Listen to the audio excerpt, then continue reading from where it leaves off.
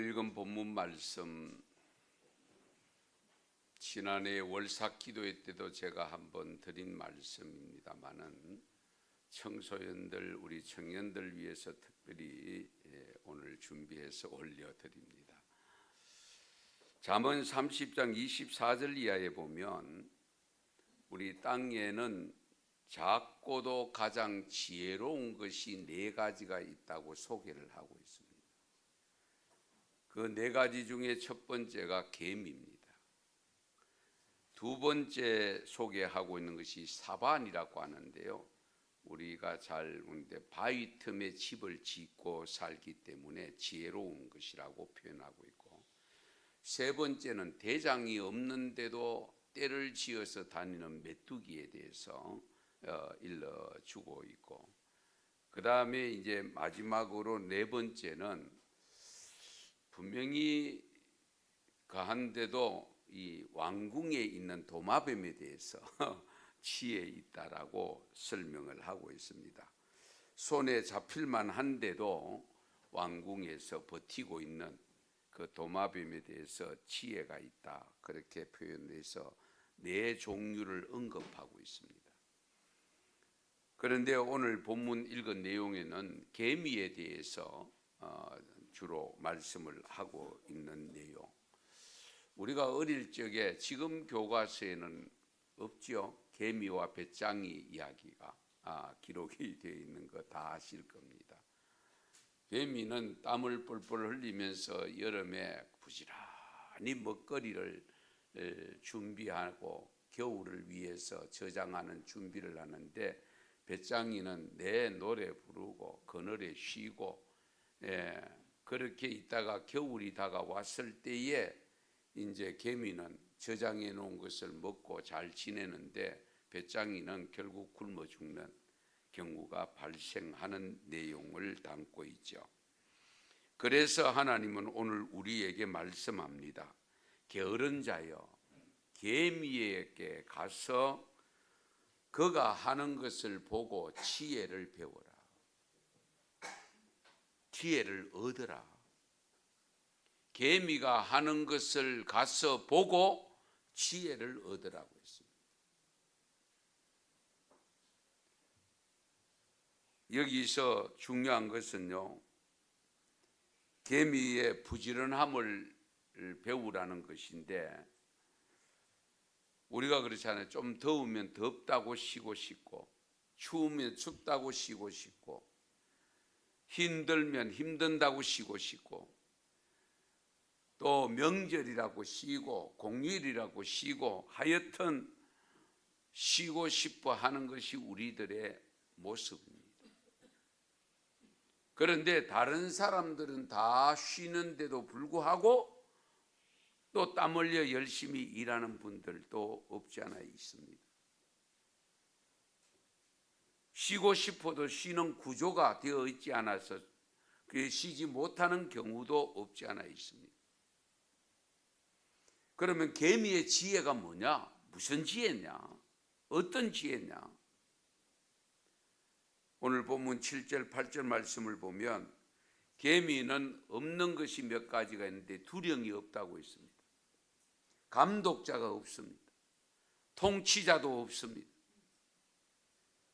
그런데도 먹을 것을 여름 동안에 예비해서 추수 때에 양식을 모으는 것이라고 지적하고 있습니다. 그러니까 누가 시켜서 하는 것이 아니고, 감독이 있어서 억지로가 아니고 자원해서 자발적으로 하고 있다는 거예요.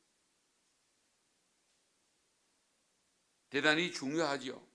보는 사람 없고 지키는 사람 없고 감독하는 사람이 없어도 스스로 알아서 줄곧 하고 있는, 도시에서는 그 개미떼를 볼 기회가 잘 없잖아요. 솔직히 전부 아스팔트 다 돼 있고, 정말 옛날 시골에서는 밖에 나가면 개미떼, 그 작은 구멍이 있는 그곳으로 무엇을 그렇게 물고 가는지, 작은 것을 물고 떼를 지어서 다니는 개미떼들을 많이 보면서 자랐잖아요.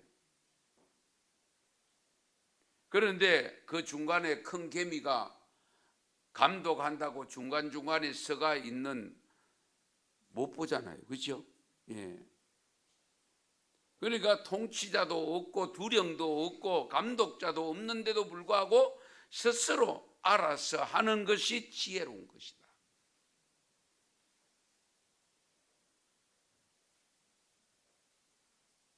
반면에 게으른 배짱이는 오늘 말씀에는 기록이 되어 있지 않습니다만은 어쩌면 잠을 많이 자는 사람으로 묘사되고 있습니다.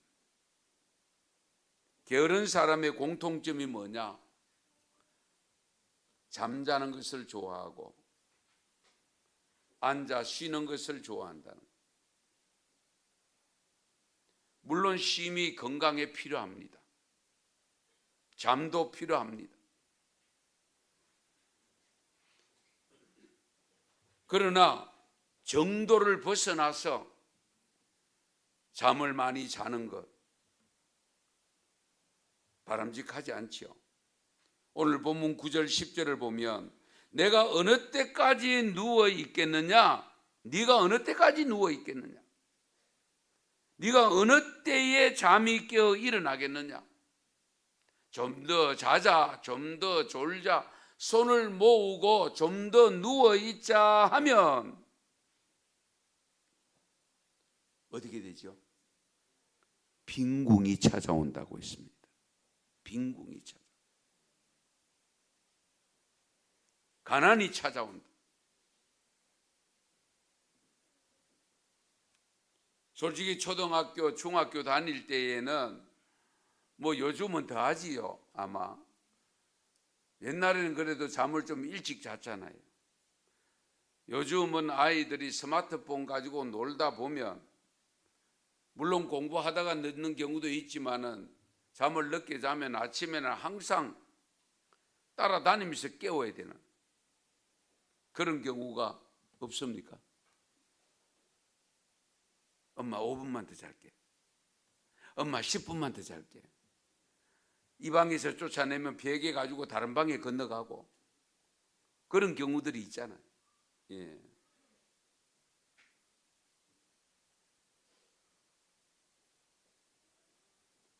오늘 그래서 11절 말씀에 보면 내 빈궁이 강도같이 오며 내 곰핍이 군사같이 이르리라. 강도같이 온다는 것은 무엇을 말합니까? 지금은 좀 넉넉하다고 싶은데 그래서 좀 쉬고 놀고 천천히 이렇게 하다 보면 강도같이 언제 나가는 줄도 모르고 물질이 나가고 없고 가난해진다는 거예요. 그리고 곰핍이 군사같이 이른다. 많은 병사들이 때를 지어서 와서 그렇기 때문에 일시에 될 수 있다는 거예요. 천천히 되는 것이 아니고 갑자기 일시에 궁핍함을 당할 수 있다.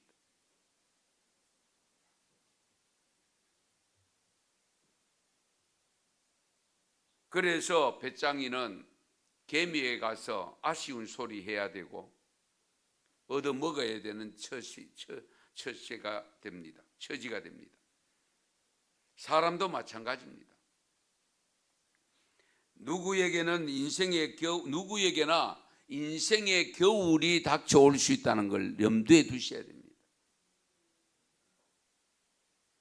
그럴 때에 젊음을 다해서 부지런히 살아온 사람은 크게 문제가 안 되고 문제가 되더라도 조금 문제를 겪다가 금방 극복이 되는가 하면 그러나 그렇지 못한 사람들은 게으름 피우던 사람들은 정말로 저장해 놓은 것이 없는 사람은 다른 사람은 푼돈에 아쉬움을 느끼지만은 결국은 목돈에 아쉬움을 느낄 수밖에 없고 그 가난이 오랫동안 지속되는 그런 경우를 당하게 됩니다. 그래서 마태복음 25장에 보면 예수님께서도 달란트 비유를 하셨잖아요. 주인이 되시는 하나님이 우리들 각자에게 달란트를 주셨다. 5달란트 주시고 2달란트 주시고 1달란트를 주셨는데 주인이 멀리 출장 갔다가 돌아와서 계산되자고 할 때에 그 영업 실적을 가지고 계산을 될 때에 5달란트 받은 사람은 5달란트를 남겼고 2달란트 받은 사람은 2달란트 남겼는데 1달란트 받은 사람은 주인이 손해보는 것을 원하지 않는 줄 알고 있기 때문에 나는 그대로 숨겨놨다가 그대로 갖고 왔습니다. 칭찬 들을 줄 알았는데 악하고 게으른 종이라는 소리를 듣습니다. 당신은 굳은 사람이라서 심지 않은 데서 거두고 해치지 않는 데서 모으는 줄을 내가 알았으므로 두려워하여 나가서 당신의 달란트를 땅에 감추어 두었나이다. 보소서 당신의 것을 가져왔습니다. 그 주인이 대답할 때에 악하고 게으른 종아, 나는 심지 않는 데서 거두고 해치지 않는 데서 모으는 줄을 네가 알았느냐. 이 말은 뭡니까? 네가 나를 몰라도 한참 몰랐다. 잘못 알았다. 예. 그래서 그거 1달란트마저도 뺏어서 5달란트 남긴 자에게 줘라.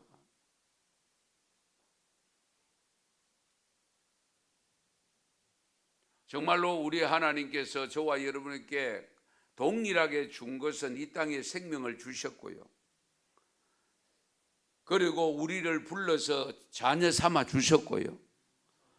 그리고 각자 다른 달란트를 주셨습니다. 다른 은사들을 주셨습니다. 물질적으로도 다양하게 많은 사람이 많이 주는 것도 있고 적게 가진 사람도 있고 다양합니다. 하나님께서는 무엇을 보느냐? 많은 것을 가지고 많은 것을 남겼느냐? 이걸 보는 것이 아니고 자기에게 주어진 달란트를 가지고 얼마나 최선을 다했느냐? 그걸 보시는 거예요. 이 점을 항상 염두에 두셔야 돼요. 우리 학생들, 청년들 잘 들으세요. 예. 친구 따라 가면 안 됩니다. 물론 좋은 친구 따라 가도 되겠지만은 뭐 제비 따라 강남 간다는 말이 있습니다만은 놀자고 한다고 해서 같이 놀아버리고 쉬자고 한다고 해서 같이 쉬어버리고 그냥 쓰자고 한다고 같이 다 써버리고 그러면 반드시 후회할 날이 온다는 것. 이 점을 염두에 두셔야 돼요.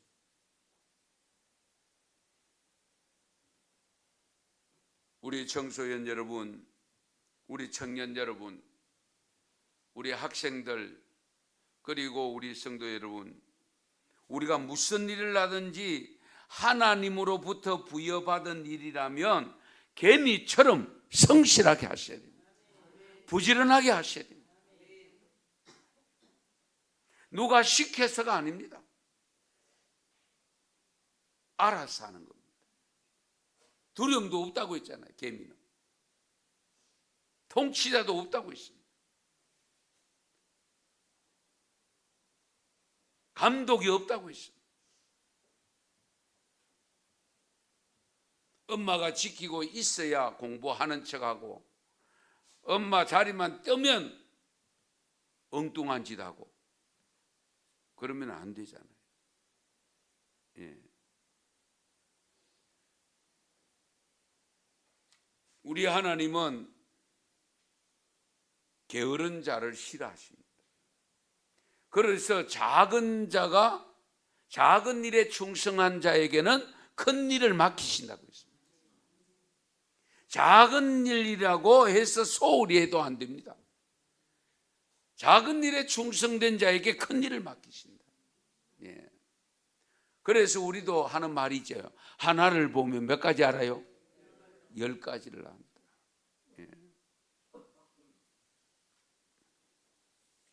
공부하는 학생은 공부 열심히 하셔야 됩니다.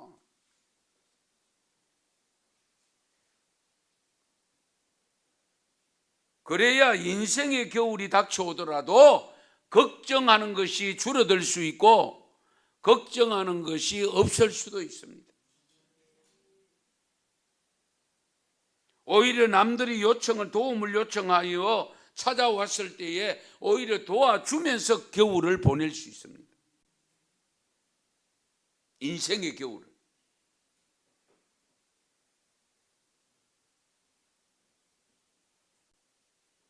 우리 신앙생활도 마찬가지고요. 여러분 직장생활도 마찬가지고요. 하여튼 지금 사회 속에서 살아가면서 여러분들이 감당하고 있는 일들 맡았으면 최선을 다하셔야 됩니다. 맡았으면. 맡은 자에게 구할 것은 충성이라고 했으니까. 안 맡았으면 몰라도 이런 경우 있습니다. 나는 하기 싫은데 억지로 갖다 떠맡겨가지고 안 할 수도 없고 그런 경우도 있죠. 그러나 반드시 한번 따라서 하실까요? 맡았으면 잘하자. 예. 억지로라도 맡았으면 성실하게 하셔야 돼요. 안 맡았으면 몰라도 맡은 이상은 내 손에 들어와서 내가 감당해야 될 이상은 성실하게 하셔야 돼요. 예. 이 점을 항상 염두에 두세요. 공부하기 싫죠? 대답이 없네. 다 잘하시는 분. 하기 싫은 공부라도 내가 학생인 이상은 열심히 하셔야 돼요. 학생이잖아. 학생이 뭡니까? 배우는 거잖아요. 배울 학자입니다. 그럼 열심히 배워야죠. 최선을 다해서 배워야 돼요. 그런데 가끔 또 이런 생각합니다. 이거 안 하면 못 먹고 사나? 이거 안 하면 밥 못 먹고 사나? 밥 먹고 안 먹고를 떠나서 지금 내가 맡은 일, 해야 될 일이 있다면 그 일에 대해서는 누구의 간섭도 받지 아니하고 내 스스로가 열심히 하는 믿음으로 사셔야 됩니다.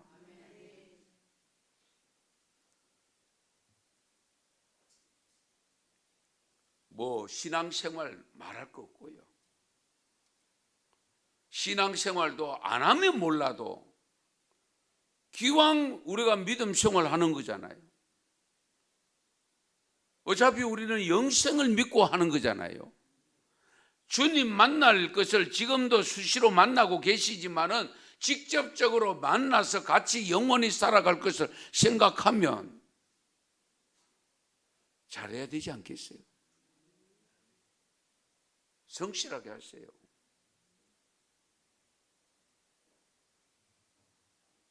예배든 기도든 전도든 봉사든 또 맡은 직분이든 맡은 사역이든 어떤 것이든지 간에 맡은 이상은 성실하게 하셔야 돼요.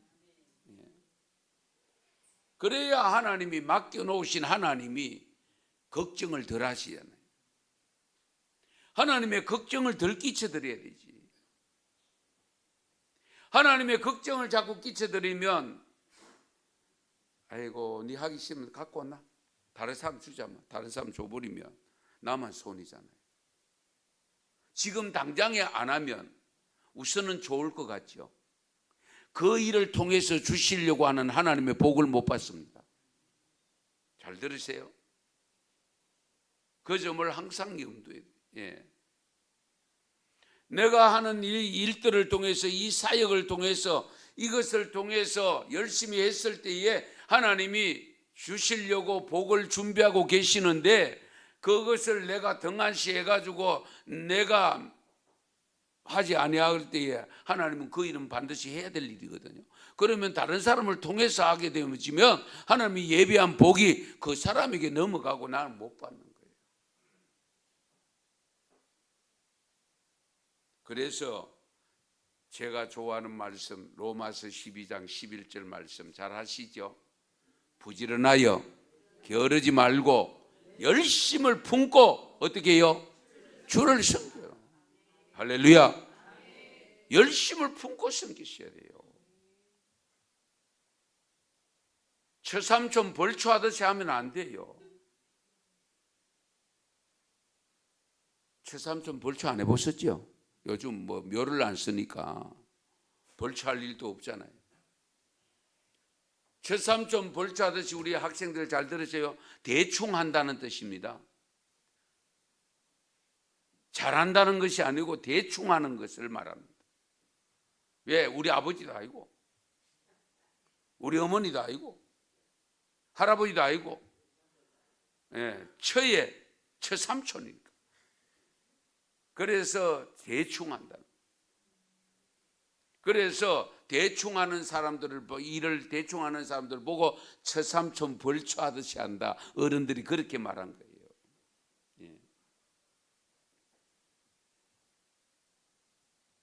그런데 우리 주님께서 바울을 통해서 하나님께서 바울을 통해 주신 말씀은 부지런하여 게으르지 말고 열심을 품고 주를 섬겨라.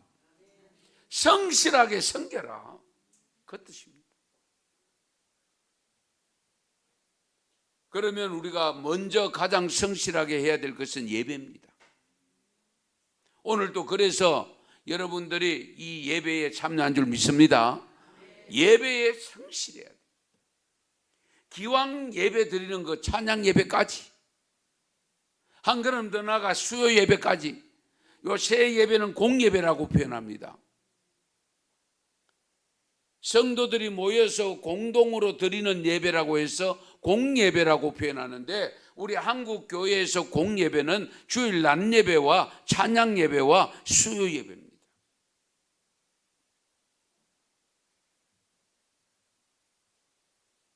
그래서 우리 언성교회는 그래도 우리 학생들, 청년들 중에 정말 기도에도 안 빠질 정도로 새벽 기도도 깨우고 금요 기도도 깨우고 수요 예배 드리고 그런 학생들이 몇 사람 있어요.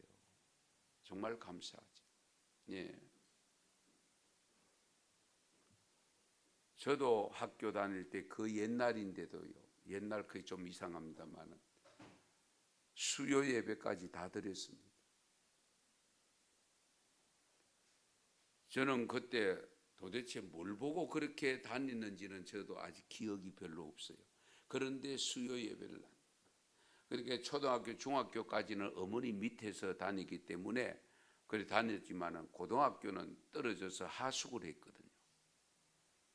하숙하는데 그게 엄마도 어머니도 감독도 안 하고 아무도 없는데 안 가도 되잖아요. 그런데 수요 예배를 갔는데 그 하숙집이 누구 집이냐? 칠촌 아저씨 집이래. 칠촌 아저씨. 그러니까 그 아들들은 내하고 팔촌간이잖아요. 그런데 교회를 이야기하니까 교회 가자고, 같이 가자고. 자기들도 교회를 다닌다고. 그런데 그때 아저씨 아줌마는 예수 교회를 안 다녔어요. 그런데 그 자녀들 다니더라고요. 그래 같이 따라갔어요. 수요 예배를 드렸는데 아무리 생각해도 그때의 청소년 시절인데 좀 이상하다. 좀 이상하다는 생각이 들었어요. 그래서 토요일 날 수업을 마치고 학교 수업 마치고 오후에는 이제 집으로 갑니다. 집으로 가는데 배가 있으면 배 타고 가면 1시간이면 가는데요. 배가 없고 파도가 세고 이러면 걸어가야 되는데 3시간 걸어야 됩니다. 서너 시간씩 3시간, 4시간 걸어야 집에 갈 수 있습니다. 그런데 토요일마다 집에 갑니다. 그 집에 가서 주일날 모교에 갔어요. 예배를 드리면서 어른들에게, 선생님들에게. 그 제가 저동에 가서 그 저동이라는 곳인데 저동에 가서 교회를 갔는데 좀 이상하더라. 그 이야기를 했더니만은 어른들이 딱 듣더니만 그 교회는 가면 안 된다. 그게 구원파였어요. 그래서 저는 그때도 정말 감사했습니다. 예. 그 이상하다는 느낌을 가졌고 그걸 우리 선생님들에게 어른들에게 보고를 했고 거기에다가 이단이라는 것을 지적을 받아서 가면 안 된다고 하는 것을 받았기 때문에 어떻게 갔느냐, 그 다른 마을 저동이 1동, 2동, 3동이 이래 있는데 3동에 장로교를 찾아갔는데 고신척이에요. 예. 고신척 교회가 그 당시 있어요. 예. 그래서 3년 동안 저는 거기에 다녀요. 수요일마다. 그 2단으로 넘어진 교회가 우리 교단이었어요. 통합측 교회가 구원파로 넘어갔던 거예요. 지금도 그 예배당을 못 찾고 있습니다. 그 저동 동광교회라고 새로 생겨서 제가 그 기념관까지 건축하고 제가 건축위원장으로 총회에 있습니다만은 어쨌든 그 예배당을 다른 곳에 잘 지어서 회복이 되었습니다만은 아직도 그 예배당은 비어 있습니다. 자, 어쨌든 제가 왜 이 말씀을 드린 거니까 어쨌든 우리 학생들 할 수만 있으면 공예배도 빠지지 않고 열심으로 다니면 하나님의 은혜와 복을 받을 줄 믿으시기 바랍니다. 그리고 기도 열심히 하셔요. 수없이 듣는 말씀이지만 오늘 우리 그 조금 전에 읽었던 내용 속에서 있는 말씀입니다만은 기도에는 항상 힘써야 됩니다. 예, 항상 힘써. 부지런하여 게으르지 말고 열심을 품고 주를 섬기라. 기도에 항상 힘써라. 기도는 항상 힘써야 될 이유가 뭔지 아세요? 기도는 영혼의 뭡니까? 호흡. 기도는 영혼의 호흡이라고 했습니다. 육신의 호흡을 몇 분만 멈추면 죽어요?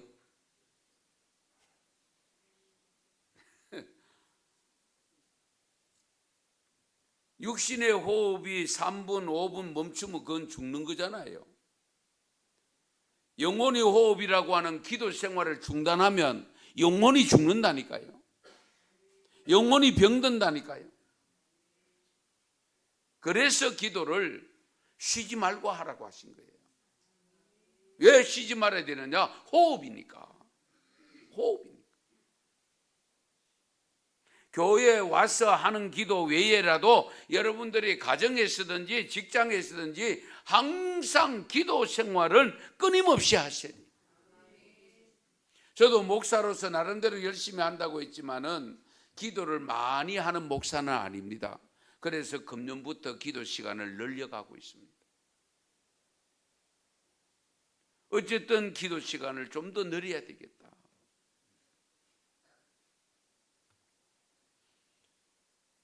그 기도의 본을 가장 보여준 분이 누구냐 하면 예수님입니다. 마가복음 1장 35절에 보면 새벽 아직도 밝기 전에 예수께서 일어나 나가 한적한 곳으로 가사 거기서 뭐 하셨어요? 기도하셨다. 누가복음 5장 16절 말씀에 보면 예수는 물러가서 한적한 곳에서 기도하십니다. 한적한 곳에 갔습니다.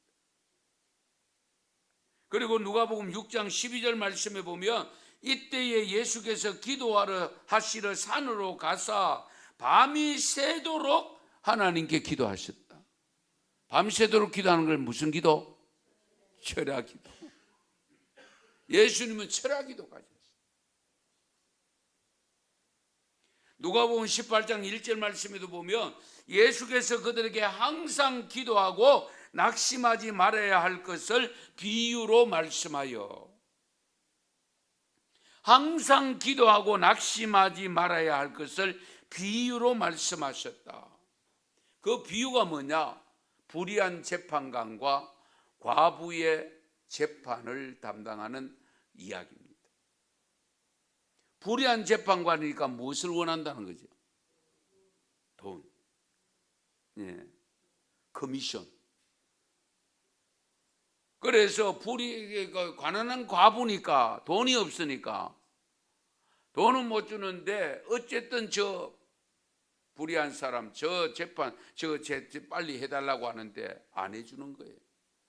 안 해주니까 과부는 돈을 사들고 가면 빨리 될 텐데 돈이 없으니까 계속 가서 조르기만 하는 거예요. 그때의 불의한 재판관이 무슨 생각이 들었냐면은 이거 이대로 두다가는 귀찮아가 안 되겠다 이거. 빨리 들어주고 말자. 그래가지고 빨리 들어줬다는 겁니다. 하물며 하늘에 계신 너희 아버지께서 듣지 않으시겠느냐. 할렐루야. 불의한 재판관도 계속 조르니까 저렇게 들어주는데 하물며 하늘에 계신 하나님께서 하나님의 자녀된 저와 여러분의 기도를 그렇게 강청을 하면 들어주시지 않겠느냐. 반드시 들어주신다. 그러므로 뭐하라? 기도하라. 열심히 해라. 한두 번 해보고 그만두지 말고 끝까지 해라.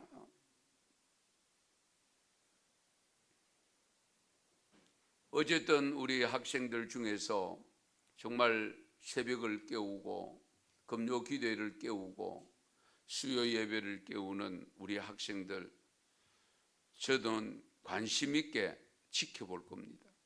하나님이 어떻게 역사하시는가? 하나님 반드시 역사하십니다. 그러므로 우리 학생 여러분, 청소년 주일을 맞아서 여러분들 아직 기도에 열심을 내지 못하는 청년들 있다면 좀 더 기도에 열심을 내시고 정말 개미처럼 감독이 없어도 시키는 사람 없어도 누가 꾸중하는 사람 없어도 여러분 스스로 자원해서 말씀에 충실해서 쉬지 말고 기도하는 것이 습관화될 수 있기를 바랍니다. 그 다음으로 봉사도 열심히 하셔야 됩니다. 로마서 12장 13절에 보면 성도들의 쓸 것을 공급하며 손 대접하기를 힘쓰라고 했습니다. 성도들의 쓸 것을 공급하고 손 대접하기를 힘쓰라. 열심히 섬겨야 됩니다. 섬기는 게 봉사잖아요. 봉사하는 것은 할 수 있는 시기를 놓치면 하지 못하는 경우도 발생합니다. 그래서 우리가 대접하는 것도 그렇고 모든 것이 그렇습니다만은 일단 우선은 맡은 직분, 사역, 내가 감당해야 될 것을 먼저 잘 감당하시고 그러면서도 섬겨야 될 것이 있을 때에 섬기는 것에도 열심을 내셔야 돼요. 베드로전서 3장 13절에 보면 또 너희가 열심으로 선을 행하며 누가 너희를 해하리요? 너희가 열심으로 선을 행하면 누가 해치겠느냐?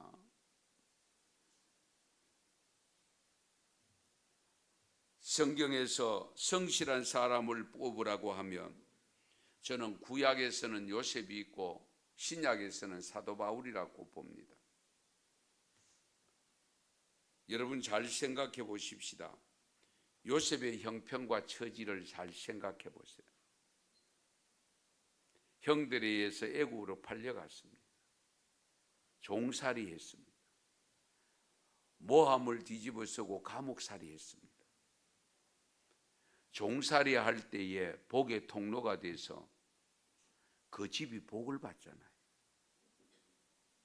감방에 갔을 때에도 감방에서 복의 통로가 되어져서 그 간수들이 저 친구한테는 다 이 다른 사람 맡겨놔도 되겠다. 자기들이 좀 수월하겠다 싶어서 거기에 있는 다른 죄수들까지 요셉에게 다 맡겼잖아요. 예. 그런 신뢰가. 내가 어디에 있느냐, 있는 그 자리에서 최선을 다하는 거예요. 섬기는 겁니다. 예. 그러니 하나님께서 복의 통로로 사용하실 수밖에 없는 거예요. 그런데 애굽의 총리까지 되잖아요. 네. 한번 생각해 보세요. 우리나라에 외국인 거주자가 들어와서 총리가 된다, 장관이 된다 하면 여러분 쉽게 허용하겠습니까? 허용되겠습니까? 그 옛날에 이스라엘 친구가 혈혈단신으로 와서 종으로 팔려와서 그 애굽 나라에 살아온 삶에 보면서 결국은 총리까지 되는 엄청난 일은 하나님의 복을 받았는데, 하나님의 복을 받을 수밖에 없는 이유가 요셉이 성실하게 했다는 거예요. 어디에 있느냐? 장소를 구애받지 아니하고 그 상황을, 환경을 탓하지 아니하고 그 속에서 최선을 다해서 섬겼다. 이 점을 항상 염두에 두셔야 됩니다. 그래서 사도 바울도 보면은 사도행전 20장 24절에 보면 내가 달려갈 길과 주 예수께 받은 사명 곧 하나님의 은혜의 복음을 증언하는 일을 마치려 하면은 나의 생명을 조금도 귀한 것으로 여기지 아니하노라. 할렐루야. 내가 맡은 복음 사역, 전도 사역, 선교 사역, 이것을 감당하기 위해서는 내 생명 아까워하지 않는다. 생명 걸고 헌신했다는 거잖아요. 우린 조금만 피곤하면 쉬었다. 아이고, 이래 몸이 피곤한데 가가 뭐 하겠노? 예배가 드리다가 졸면 어떡하노?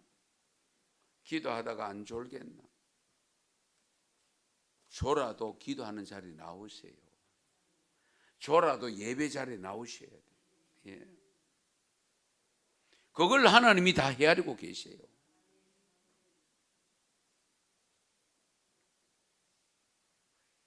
골로새서 3장 23절에 보면 무슨 일을 하든지 마음을 다하여 주께 하듯 하고 사람에게 하듯 하지 말라. 할렐루야. 무슨 일을 하든지입니다. 무슨 일을 하든지 주님께 하듯이 해라. 알바를 하든지 정식 직원으로 하든지 임시직으로 하든지 내가 하고 싶지 않는 일이지만 지금 하고 있는 일을 하든지 어떤 일을 하더라도 무슨 일을 하더라도 주께 하듯이 해라. 이 점을 염두에 두세요. 대충 하면 안 돼요. 최선을 다해서. 우리 학생들 오늘 이 시간 이후로부터 공부 최선을 다해서. 휴대폰 보는 시간 줄여야 돼요. 엉뚱한 거 하는 거, 쉬는 거 줄여야 돼요. 예. 반드시 열심을 다해서 하면 하나님이 도와주시면 내가 생각하지 않는 것까지도 이루어 가시는 하나님을 만나게 됩니다. 이 점을 분명하게 하세요.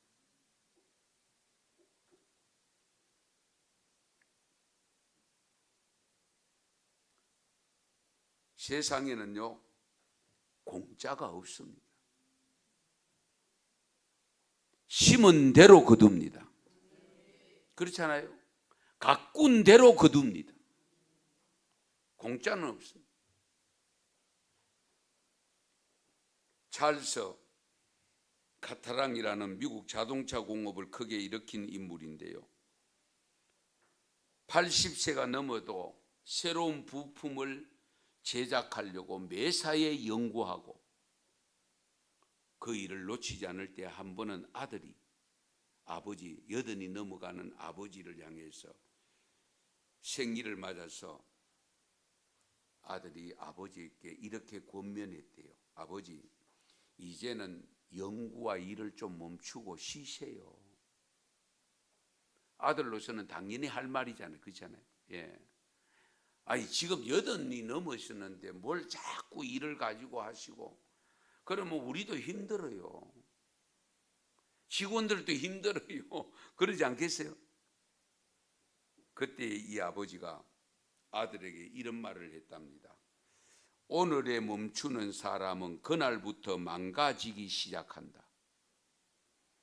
나는 미래를 바라보고 누군가에게 좋은 일을 하며 노후를 보낼 생각이다.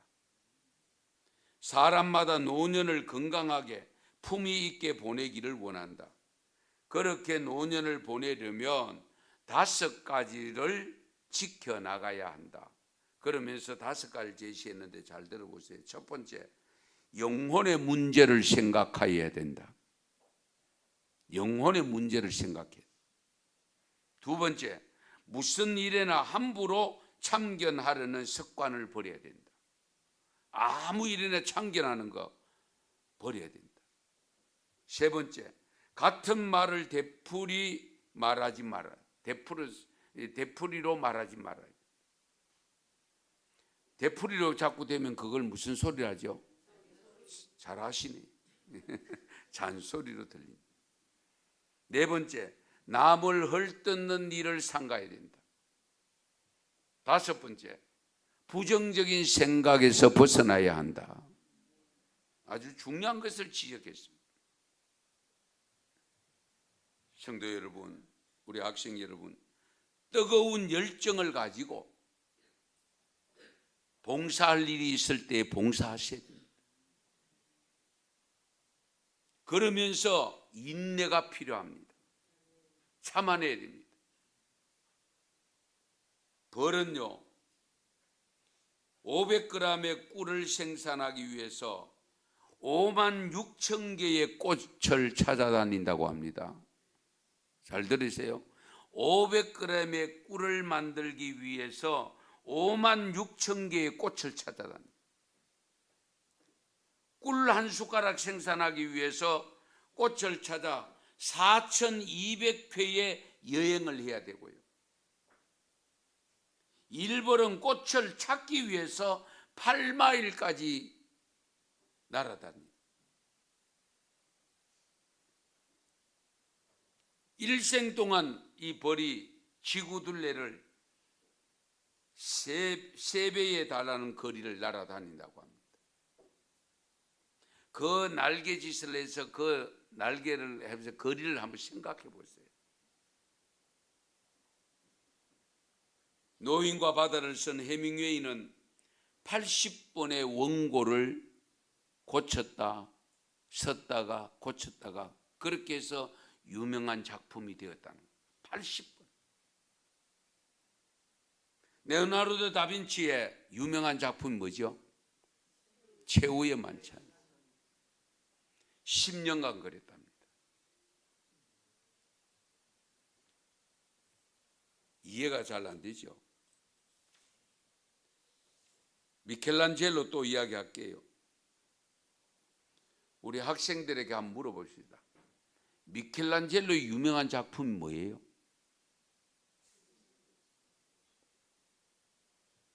미술 시간에 안 배웠어요?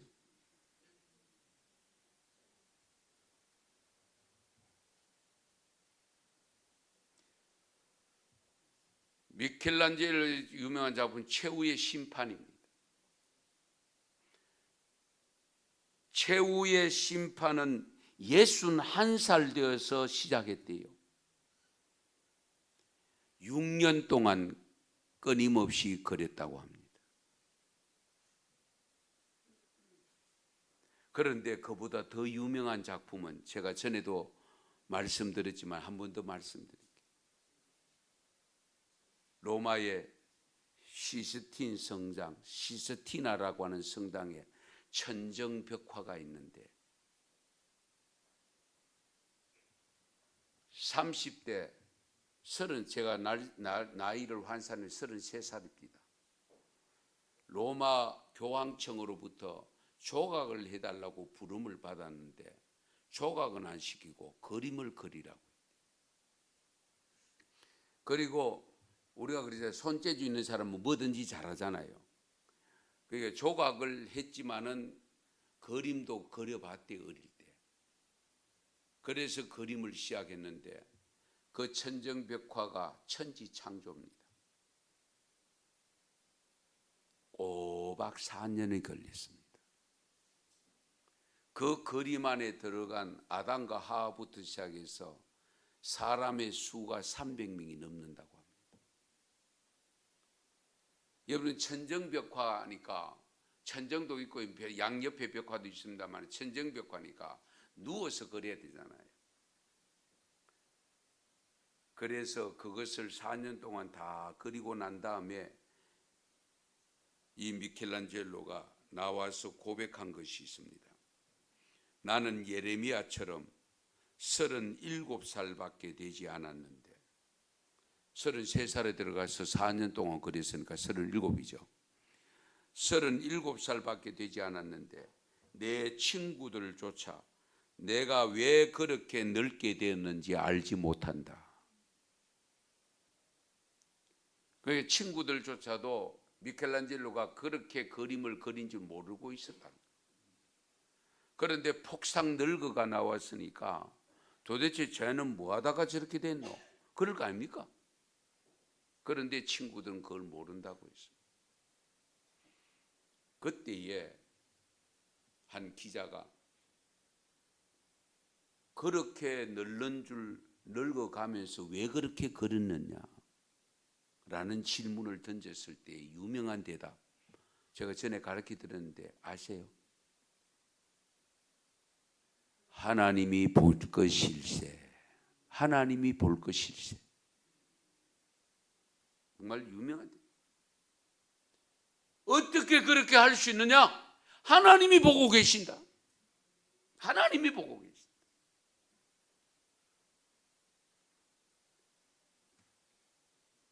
저는 이 글이 잊혀지질 않습니다.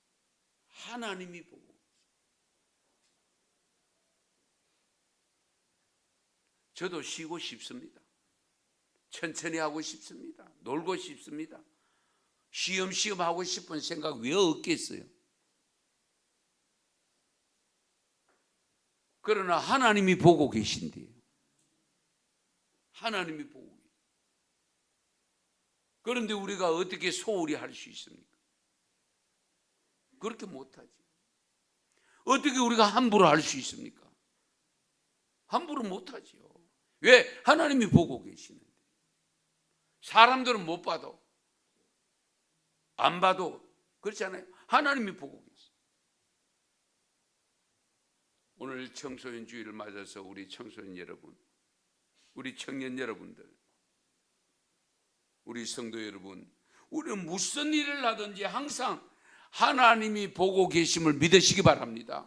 그러므로 우리가 맡은 일에는 충성해야 되고 성실하게 해야 되고, 개미처럼 보는 사람, 지켜보는 사람, 감독하는 사람이 없다 할지라도 최선을 다해서 할 때에 하나님은 반드시 도우시고 인도하셔서